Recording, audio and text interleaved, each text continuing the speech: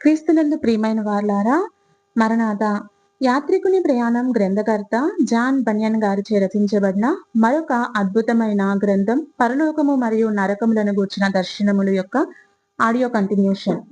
అతని ఆత్మీయ స్థితి మెరుగుపడే కొద్దీ అతని బోధలు మెరుగులు దిద్దుకోసాగాయి. తాను అనుభవించి అనుభూతి పొందిన వాటినే అతడు బోధించాడు. పాపాన్ని శత్రువుగా భావించిన పాపుల మిత్రుడైన క్రీస్తునే అతడు బోధించాడు.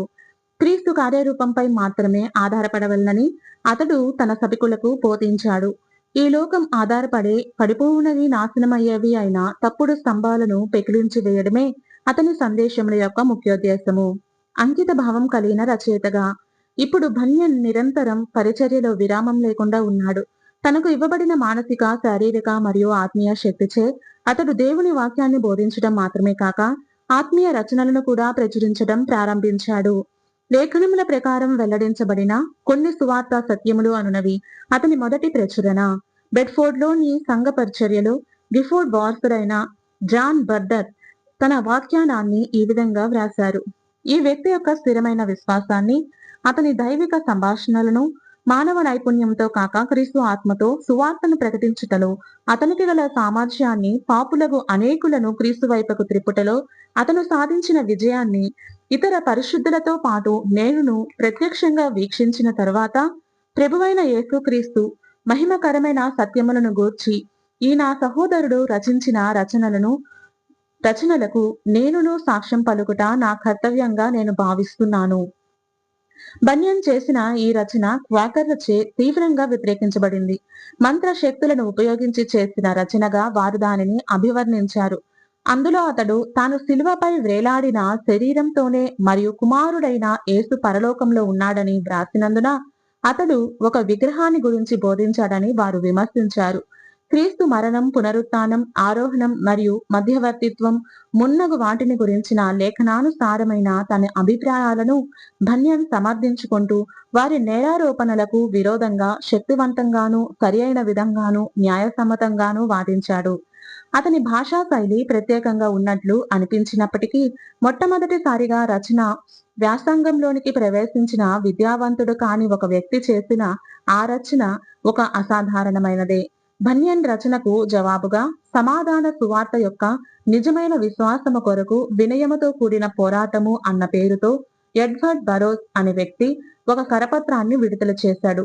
అయితే బన్యన్ ఆ కరపత్రానికి సరైన జవాబే ఇచ్చాడు. బరోస్ ఆ తర్వాత తిరిగి మరో కరపత్రాన్ని విడుదల చేసినప్పటికీ బన్యన్ తన రచనను బలంగా నిరూపించడంతో చివరికి వివాదం సద్దుమణిగింది. చెరసాలకు పంపబడటం. క్రీస్తు శకం 1657లో ఇటాన్ అనే స్థలంలో బన్యన్ బోధిస్తున్న సమయంలో లండన్ చర్చి ఆరాధనకు విరోధంగా బోధిస్తున్నాడని అతనిపై నేరారోపణ చేయబడింది. అయితే ఆ రోజుల్లో బ్రిటిష్ కామన్వెల్త్ లో తీవ్రమైన శిక్షలు అమలులో ఉన్నప్పటికీ అతనిపై మోపబడిన నేరారోపణ రుజువు కానందువల్ల బన్యన్ కు ఎలాంటి శిక్ష పడలేదు. అయితే కొన్ని నెలల తరువాత బన్యన్ పై అరెస్ట్ వారెంట్ జారీ చేయబడింది. ఫలితంగా బెడ్ఫోర్డ్ పైర్లోని సామ్ సెల్లో అతడు నిర్బంధించబడి విన్గేట్ అనే న్యాయాధిపతి ఎదుట హాజరుపరచబడ్డాడు. బోధించడాన్ని విరమించడానికి బన్యన్ నిరాకరించడంతో అతడు బెడ్ఫోర్డ్ చెరసాలకు అప్పగించబడ్డాడు. న్యాయస్థానంలో అతనిపై మోపబడిన అభియోగం ఈ విధంగా ఉంది. బెడ్ఫోర్డ్ పట్టణంలో సామాన్య కార్మికుడైన జాన్ బన్యన్ దైవిక ఆరాధనలో పాల్గొనడానికి చర్చికి రావడాన్ని మానివేయడమే కాక చట్టవిరుద్ధమైన రహస్య మత కూడికలను నిర్వహిస్తూ రాచరికపు సార్వభౌమాధికారానికి హాని కలుగు చేస్తున్నాడు. ఈ అభియోగంపై అతడు తిరిగి 3 నెలలు చెరసాల నిర్బంధంలోనికి పంపబడ్డాడు. అంతేకాక ఆ 3 నెలల నిర్బంధం తర్వాత చర్చికి వెళ్లేందుకు, బోధించడాన్ని మానివేసేందుకు అతడు అంగీకరించినట్లయితే దేశ బహిష్కరణకు గురి కావలసి ఉంటుందని అతడు హెచ్చరించబడ్డాడు. ఒక నమ్మకస్తురాలైన భార్య. ఈ సమయానికి బన్యన్ కు అతడి మొదటి భార్య ద్వారా పుట్టిన 4 చిన్న బిడ్డలు ఉన్నారు.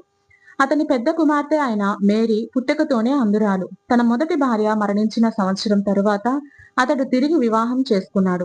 అతని రెండవ భార్య ప్రథమ దినములు సమీపిస్తున్న సమయంలో బన్యన్ చెరసాలలో బంధించబడడం మరియు అతని దేశ బహిష్కరణలను గురించిన వార్తలు ఆమెను తీవ్రంగా ప్రభావితం చేయడం వల్ల తన ప్రసవ దినములకు ముందే ఆమె ఒక మరణించిన బిడ్డను ప్రసవించింది.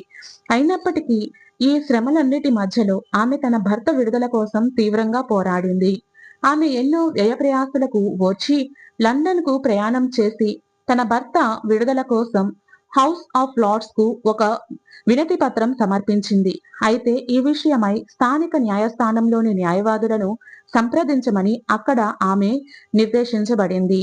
ఆమె తన ఇంటికి తిరిగి వచ్చి ఎంతో వినయంతోనూ వణుకుతున్న హృదయంతోనూ అనేక మంది న్యాయవాదుల సమక్షంలో ఆ పట్టణంలోని పెద్దల సమక్షంలోనూ తన విన్నపాన్ని న్యాయమూర్తులకు సమర్పించింది. అక్కడున్న న్యాయమూర్తులలో ఒకరైన సర్ మాథ్యూ హేల్ అనే ఆమె భర్త విడుదల విషయంలో తన నిస్సహాయతను వ్యక్తం చేస్తూ తన తలను అడ్డంగా ఊపాడు. నీ భర్త బోధించడాన్ని విడిచిపెడతాడా? క్రిస్టిన్ అనే న్యాయాధిపతి ఆమెను ప్రశ్నించాడు. ఆ విధంగా అతడు విడిచిపెట్టేందుకు సిద్ధంగా ఉన్నట్లయితే అతన్ని పిలిపించండి. అయ్యా, తాను మాట్లాడగలిగినంత కాలం అతడు బోధించడాన్ని నిలిపివేయలేడు. ధైర్యస్తురాలైన ఆ స్త్రీ అతనికి జవాబిచ్చింది.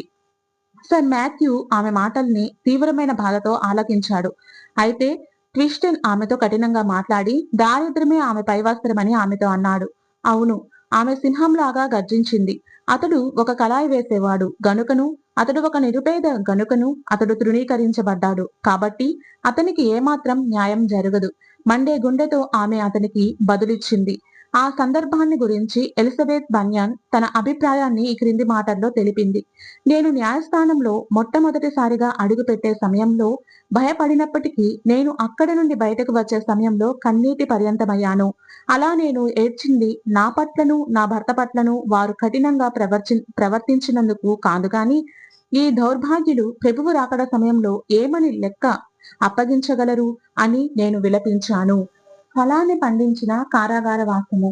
బన్యన్ 12 సుదీర్ఘ సంవత్సరాల కాలం పాటు కారాగార వాసం చేశాడు. అయితే అతడు చెరసాల అధికారి కనికరమును బట్టి అప్పుడప్పుడు రాత్రి వేళల్లో తన ఇంటికి వెళ్లి వచ్చేవాడు. ఒక సందర్భంలో అతడు రహస్యంగా లండన్లోని క్రైస్తవ విశ్వాసులను దర్శించాడు. తన జీవితంలోని అత్యంత మధురమైన కాలాన్ని అతడు చెరసాల 4 గోడల మధ్య వ్యర్థపుచ్చుతున్న ఈ సమయంలో బైబిల్ గ్రంథం మరియు ఫ్యాక్స్ గారి హతసాక్షుల పుస్తకం తప్ప మరే పుస్తకము తనతో లేని ఈ కాలంలో అతడు దేవుని ప్రజలకు ఆదరణ కలిగించే అనేక చిన్న చిన్న కరపత్రాలతో పాటు తన సజీవ రచన అయిన యాత్రికుని ప్రయాణము అనే అద్భుతమైన గ్రంథమును రచించేందుకు పూనుకున్నారు. చెరసాల నుండి విడుదల. బన్యన్ కారాగార శిక్ష అనుభవించిన చివరి సంవత్సరము 1671లో అతడు బెడ్ఫోర్డ్ లోని బ్యాప్టిస్ట్ చర్చికి పాస్టర్ గా ఎన్నుకోబడ్డారు. తాను కారాగార శిక్ష అనుభవించిన చివరి 4 సంవత్సరాలు అతడు ఆ సంఘ కూడికలకు వెళ్లేందుకు చెరసాల అధికారిచే రహస్యంగా అనుమతించబడ్డాడు. తాను సాయంకాలం చెరసాలకు తప్పక తిరిగొస్తానన్న అతని మాటపై చెరసాల అధికారికి ఏమాత్రం అనుమానం ఉండేది కాదు. చిట్ట చివరిగా అతని విడుదల అధికారికంగా ప్రకటించబడింది. లింకన్ బిషప్ అయిన బార్లో బన్యన్ విడుదల విషయంలో జోక్యం చేసుకున్నారు. అతని విడుదల తర్వాత బెడ్ఫోర్డ్ లో ఒక క్రొత్త ప్రార్థనా మందిరం నిర్మించబడింది. తన శేష జీవితమంతా బన్యన్ ఆ ప్రార్థనా మందిరంలోనే విస్తారమైన జనసమూహానికి బోధిస్తూ గడిపాడు. సంవత్సరానికి ఒకసారి అతడు లండన్ కు వెళ్లి సౌత్ వార్క్ లోని సమావేశ భవనంలో బోధించేవాడు. ఆ సమయంలో అక్కడ ప్రజలు అతనిని అత్యంత ఆదరాభిమానాలతో ఆహ్వానించేవారు. అంతేకాక అతడు బెడ్ఫోర్డ్ మరియు లండన్ పరిసర ప్రాంతాల్లో కూడా విరివిగా సంచరిస్తూ బోధించేవాడు. అతడు నగరాల్లో బోధించే సమయాల్లో ఆనాటి ప్రసిద్ధిగాంచిన వేదాంత పండితుడైన ఓవెన్ తప్పక అతని కూడికలకు హాజరై అతని బోధలను వినేవాడు. విద్యాధికుడు వేదాంత పండితుడు అయిన ఆ వ్యక్తి విద్యాత్ముడైన ఒక కళాయి వేసే వాని బోధలను వినడాన్ని గురించి ఒకసారి 2వ చార్లెస్ రాజు అతన్ని ప్రశ్నించినప్పుడు అతడు ఇలా జవాబిచ్చాడు. ఘనత వహించిన రాజా, అతని లాంటి బోధనా సామర్థ్యాన్ని సంపాదించేందుకు నా విద్యార్హతలన్నిటినీ సంతోషంగా వదులుకునేందుకు నేను సిద్ధంగా ఉన్నాను. బన్యన్ జీవిత చరిత్రను మొట్టమొదటిగా రచించిన ఒక రచయిత అతని భావోద్రేకాలను గురించి ఇలా వ్రాశాడు. అతడు చూడడానికి చాలా కఠినంగా కనిపించేవాడు. అయితే అతని మాటల్లో ఎంతో మృదుత్వం మేళవించేది. ఎప్పుడైనా అరుదుగా అవసరం వస్తే తప్ప అతడు వాక్చాతుర్యంతో వాక్యాన్ని బోధించేవాడు కాడు. తన్ను గురించి తాను గొప్పలు చెప్పుకోవడం అంటే ఏంటో అతనికి తెలియదు. తన్ను తాను తగ్గించుకుంటూ ఇతరుల తీర్పుకే తనను వదిలివేయడం అతని అభిమతం. అబద్ధాలు చెప్పడం, ఒట్టు పెట్టుకోవడం, డంబాలు పలకడం, చెడు మాటలు పలకడం, ప్రతీకారం తీర్చుకోవడం, గాయపరచటం అతని దృష్టిలో హేయమైనవి.